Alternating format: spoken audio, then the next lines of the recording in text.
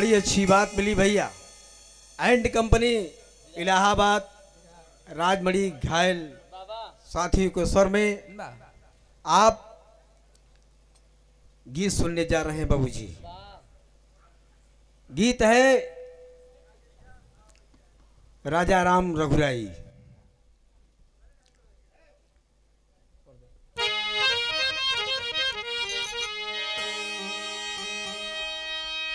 राम का लगा रहा दरबार, राम का लगा रहा दरबार, वशिष्ठ जी दिहले आज पधार। राजा राम उठ के करथी प्रणाम।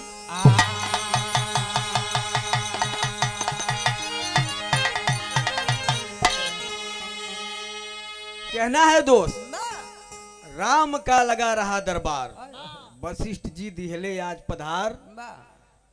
राजा राम उठ के करत ही प्रणाम। कहा प्रणाम गुरुदेव, कहा आशीर्वाद, कहा राम तुम्हारा मुखमंडल क्यों मुरझाया है।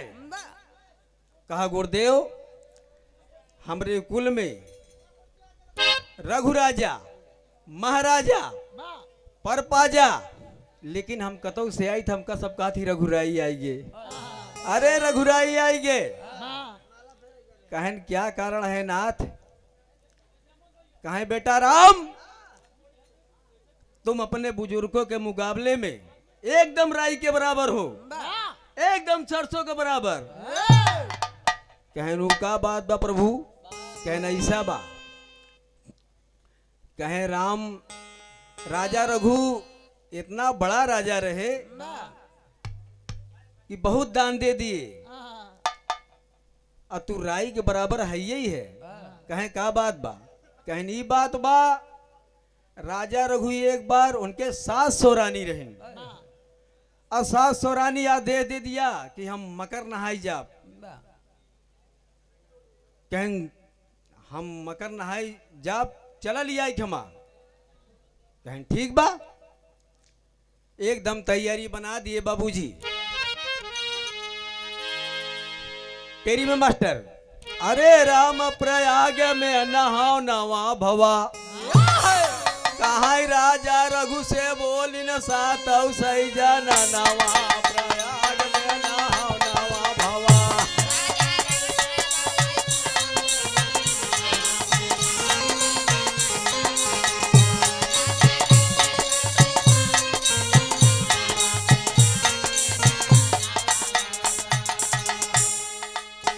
बड़ा सुहावन मेला लागे, बड़ा सुहावन मेला लागे, त्यागराज के माघ मका।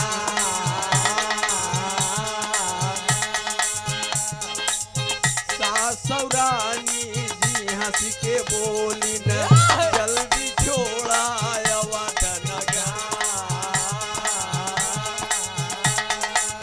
राजा मन में सोच लागे, तो समझ के करे सासु रानी साथ में लईके, सासु रानी साथ में लईके, जाके पहुँचे त्याग नगर।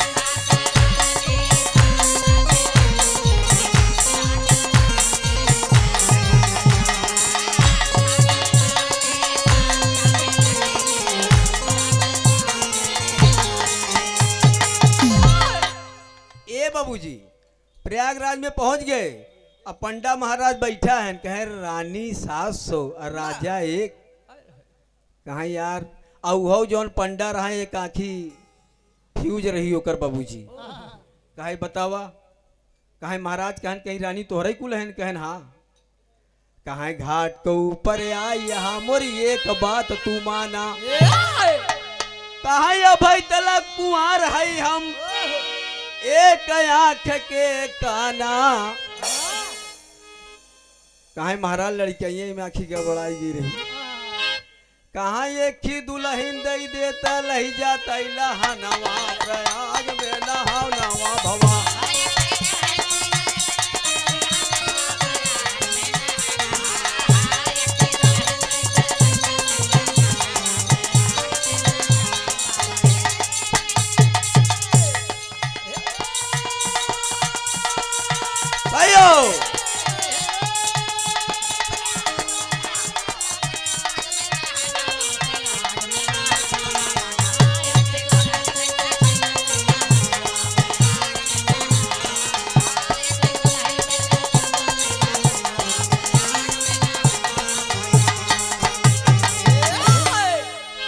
ए बाबूजी राजा रघु कहन एक दुल्हन कहन हाँ कहाँ जा बेराइल कहन महाराज कुछ थाम है त्रिबाचा दा कहन भाई ठीक है जौन तो का पसंद जा बेराइल वही पंडा जबल हाड़ी में घुसुरी गवा पंडा जबल हाड़ी में घुसुरी गवा कब काली आँख घुमावत बा यहाँ मुरे वहाँ मुरे दुल्हन देखई और देख के मुँह बिचकावत बा पंडा मनवा में सोचत बा कुछ बात समझ में आवत बा पंडा तपसीना पोछैला राजा से आई बतावत बा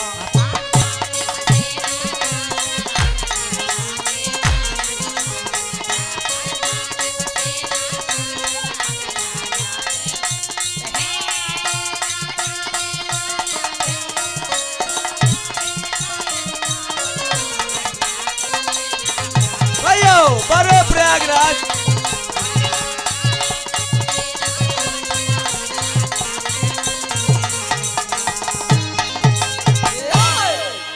ए बाबूजी तमाम मेहरारू को देखत बा मेहरारू समस्त है अपन सर सामान खरीदत है गावत है गीत गौन कहाँ रे लिया बैरन पिया के लिए जाई हो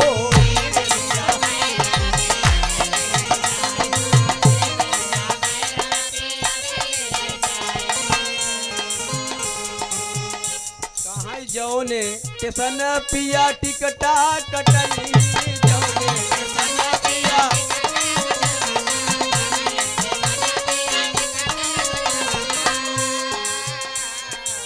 पनिया बरसे पनिया बरसे बरसे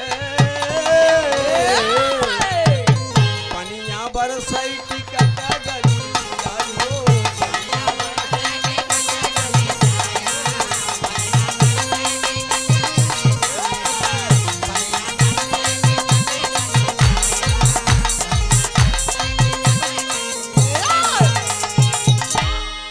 बाबूजी आजकल तो तोका जवन जवन गीत मिली पूर्वांचल वाले जवन जवन गीत गावा थी कि फटाफट खोल के दिखा मार दे सटाई के लोहा गरम बा लेकिन हमारे गुरुजी हरे सबका गावत रहे जानत है का गावत रहे कहाँ गड़ाई ना पावई झूलनी कहाँ लैला करवटिया गड़ाई ना पावई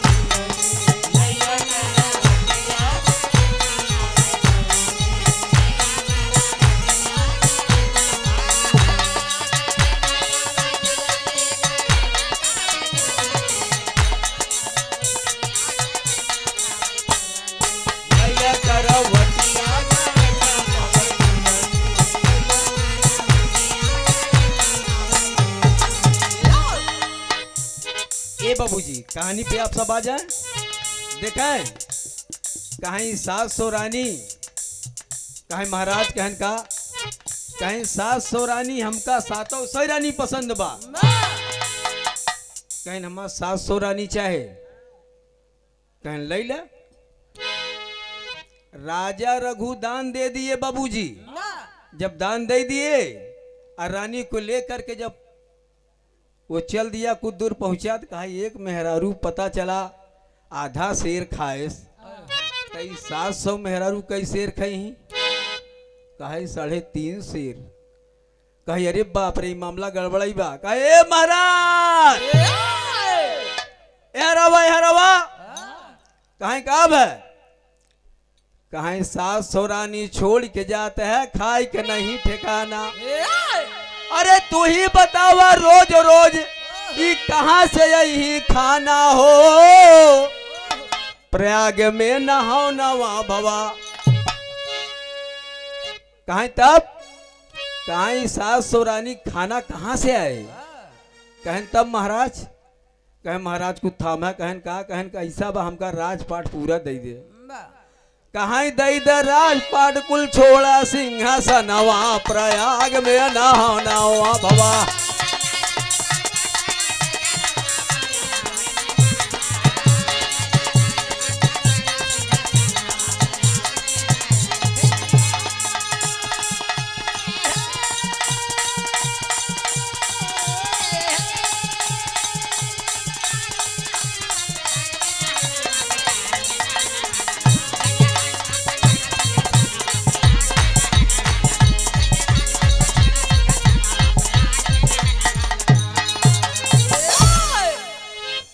कहे महाराज राजपाट हमका कुल दे दे कहें ठीक बा चलो ठीक है हम दे दिए आपको।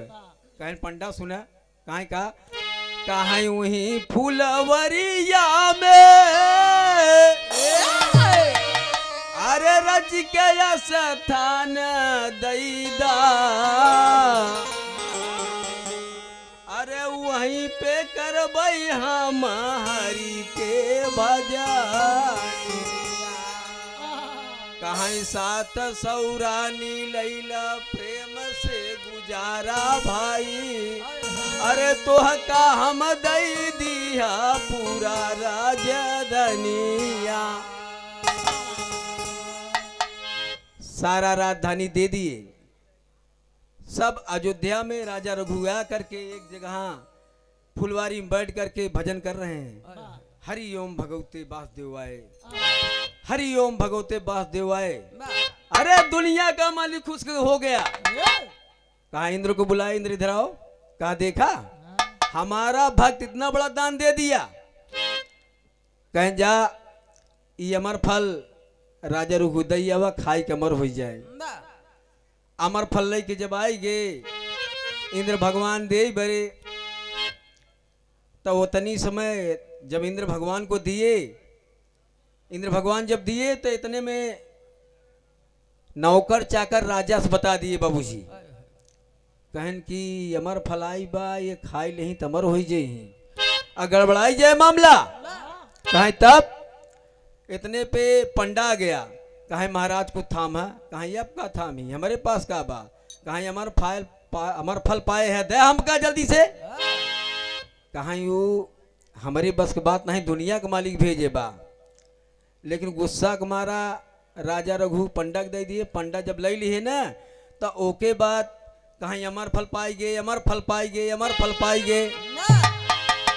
सेनापति कहे तेरी ऐसी तैसी में कहे सेनापति अमर फल कहीं अमर फल है सरवाई जहर फला हो सक सोचे कि हो सकता राजा महाराज हो ठकुर नींद भिड़ाए हो वह उठा फेंक दिया बाबूजी एकदम खाटी प्रयागराज तर्ज लगवा और हाय हाय हाय हमारा फल फेंक दिए जान के जहरवा हमारा फल फेंक दिए जान के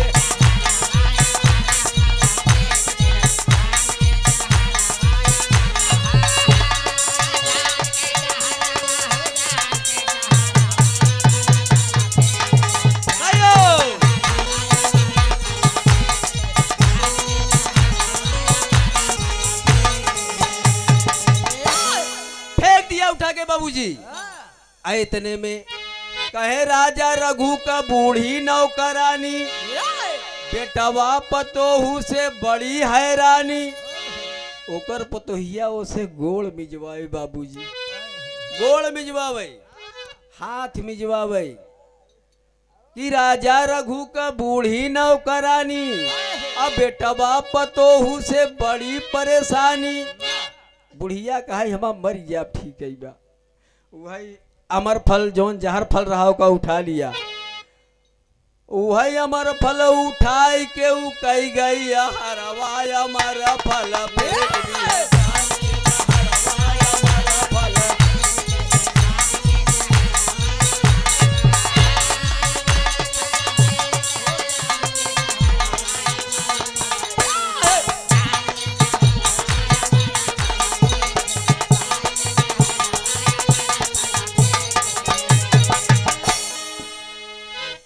ए बाबूजी बुढ़िया खाई लिया अमर फल, अमर हो गई। हर सिस्टम चल रहा है, हरिओम भगवते बांस देव आए का उच्चारण करते करते दुनिया का मालिक खुश हुआ। कहा इंद्र इधर आओ। कहा देखा, कहें जवन अमर फल लई के गवर है वो पंडा खाए थे, यानी राजा नहीं खाएं। कहें तब वही भाव बदल गया कि साड़ी हम ना पहिनबे राजा, कहाँ साड़ी हम ना पहिनबे राजा, रेलिया के ड्राइवर साड़ी हम ना पहिनबे।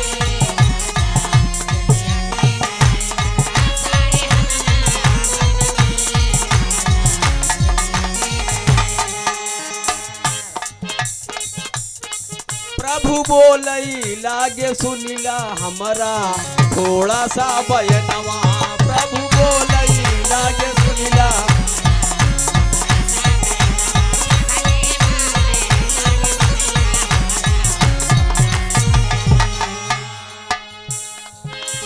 प्रभु जी कहने लगे ये इंद्र इधर आओ। कहा अमर फल वो बुढ़िया खा गई, आप जाइए विमान से हमारा बतिया लेता मानी तो के कही आज हम जानी, हमारा बतिया लेता मानी।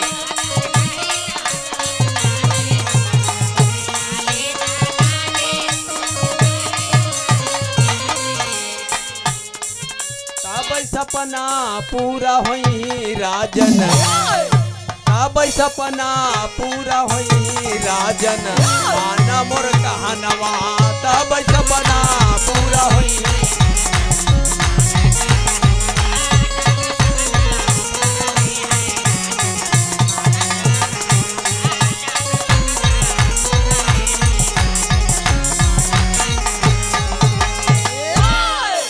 कहना आप चले जाइए और राजा रघु के विमान से बैठा के यहाँ स्वर्ग में लाइए बाबूजी। देखें आप भाव मिला। कहना है दोस्त क्या कहते हैं, अरे भगवान रे बनौले इही तनवा से, कहाँ राजवा स्वर्गलोक चला यही विमनवा से, राजा स्वर्गलोक।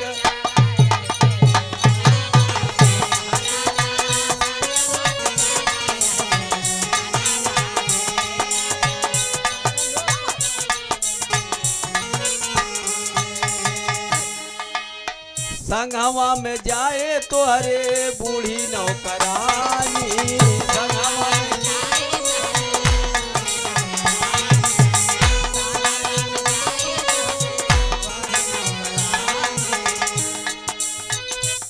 कहन वो क्यों जाएगी, कहन वो अमर फल खाएगी और धरती पर रहना उसका ठीक नहीं है बाबूजी। कहा ये बात कहन, कहा घूरी घूरी देख न ये नवा से, राजा राजा स्वर्ग लाख चला यही भी मनवा से, राजा।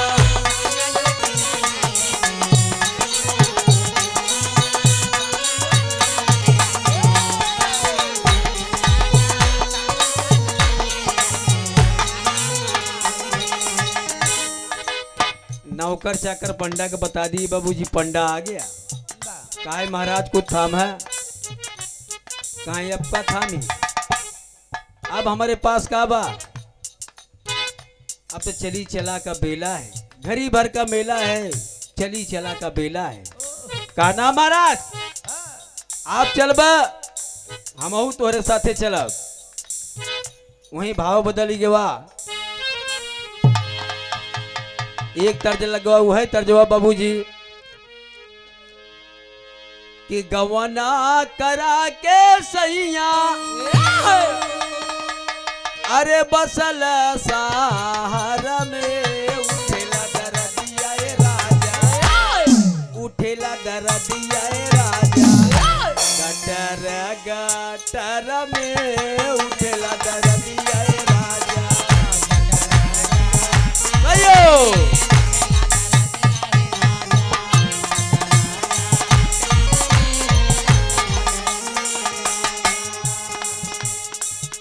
ए बाबूजी हई तो एक छोटी बात आ, कौनो मनई बम्बई रहत रहा,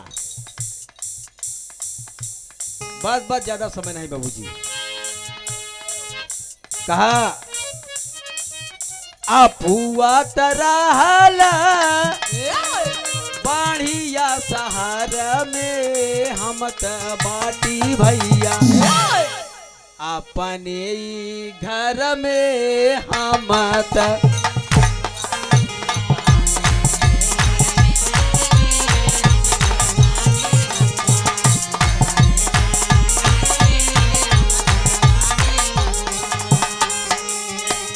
ए बाबूजी इंद्र महाराज कहने लगे दुनिया के मालिक से हमसे कावन गलती भैली, हमसे कावन गलती भैली, हमारे नागर में काहे तरसौले भगवन, काहे तरसौले भगवन, अपने सहार में काहे तरसौले भगवन।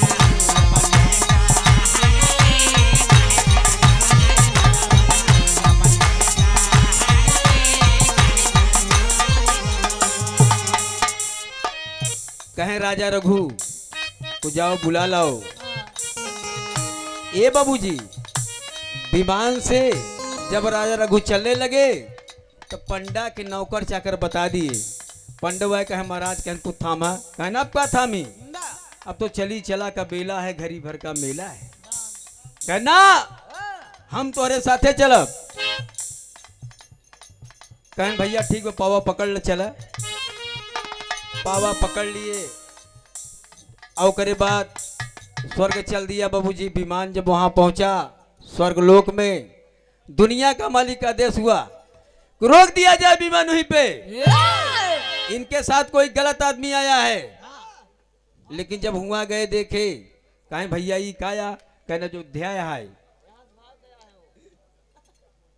कहीं के बरे बा, कहें भगवान राजा रघु के बरे बा, कहीं राजा रघु दान दिए माटी का अयोध्या, कहीं स्वर्गपुरी में सोने का अयोध्या मिलल भाई।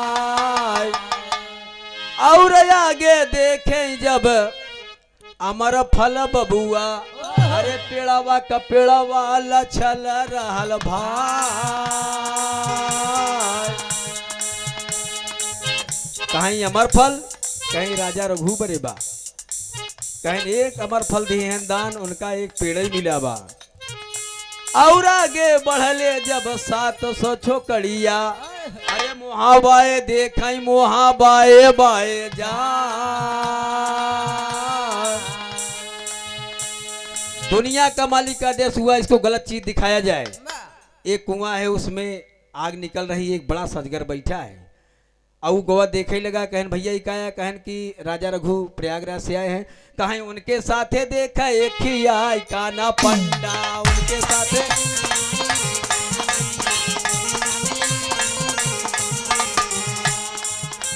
कहें सब भैया काया, कहें पंडा आई दान ले स्वर्गव में, कहें ये जगरवा वो के चबाई हो है जा,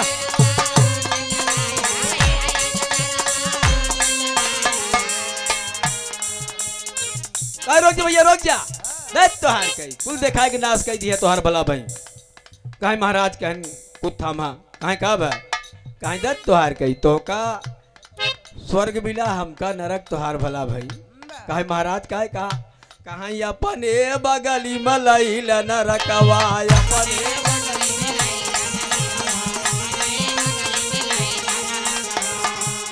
हम के सोरगवा में रह गया भाई हो हम के सोरगवा में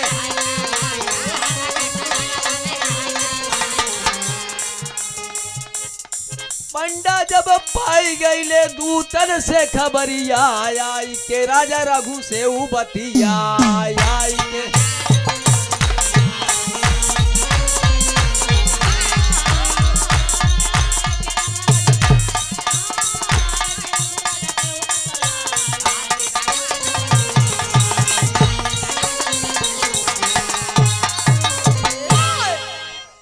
कहा कि आप मुझे स्वर्ग दान दे दीजिए। कहा रे स्वर्ग में मृतलोक और स्वर्ग में हर जगह आप दान चाहिए आपको। दुनिया का मालिक कह रहा है कि राजू रुक क्या कर रहे हो आप। कहें मेरी कोई पूजा आराधना आपको अच्छी लगी हो तो इनको स्वर्ग मिले हमको नर्क मिले। कहें राजा रघु आज भी राजा बना बनायन काम। अरे वही खानदान में देखा एक ही पैदा भैले राम। वशिष्ठ जी कहने लगे कि बेटा राम राजा रघु इतना मेहरारू दान दे दी हैं तू एक ही सीता को खातिर रावण को मार दे तोहार भला भाई। कहाँ एक ही सीता खातिर मार धैर्य मनवा प्रयाग में नहा नवा भवा।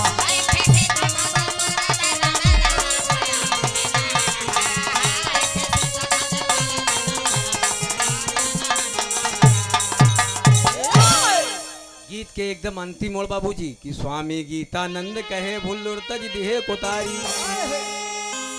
अरे राम आधार जी स्वर्ग गए मई हरवाली के बलिहारी हो। ये बाबूजी एक अद्भुत बात है बाबूजी कहना है कि प्रयाग में नहाओ नवा भवा। अरे त घायल तोरे कंठ पे गावती बा मैं नवा प्रयाग में नहाओ नवा भवा।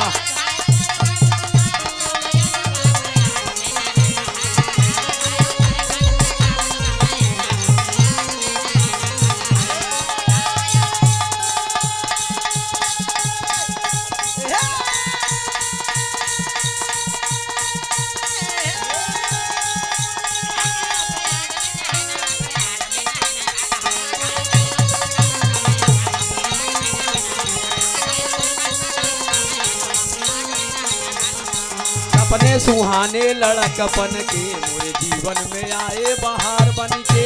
अपने सुहाने